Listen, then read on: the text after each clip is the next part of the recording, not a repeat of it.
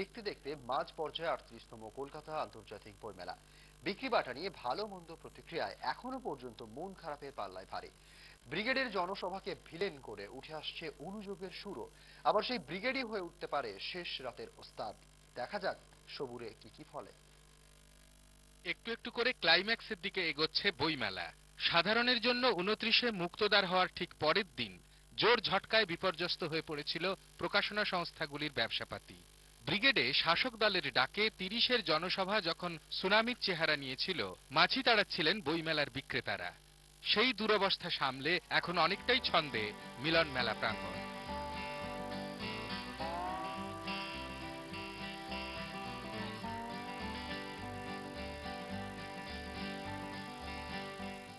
কিন্তু গত গুরুবারের গুরুতর স্মৃতি লক্ষ্মী সদয়ের দিনেও তাড়া করে ফিরছে বিক্রেতাদের। কারণও আছে যথেষ্ট। বইমেলা চলাকালীনই আরো দুটো ব্রিগেড সমাবেশ রয়েছে। যে 5 তারিখ বিজেপির আর বইমেলার শেষ দিনে অর্থাৎ 9 তারিখ বামফ্রন্টের জনসভা। সিঁদুরে মেঘ দেখছেন ছোট বড় প্রকাশকরা।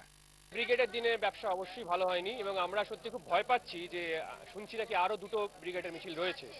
তো সত্যি খুব ভয় পাচ্ছি। আগামী রোববার মানে বইমেলার শেষ দিন সবসময় কিন্তু বেশি বিক্রি হয়। তো সেই শেষ দিনই আবার একটা ব্রিগেডের মিছিল। तो এটা একটা ভয়ের কারণ। जो ब्रिगेड 30 तारीख को था उसका इफेक्ट तो इतना हुआ है कि 100% इफेक्ट हुआ। उस दिन 1000 रुपए का सेल बुक फेयर में कोई मानी नहीं रखता है।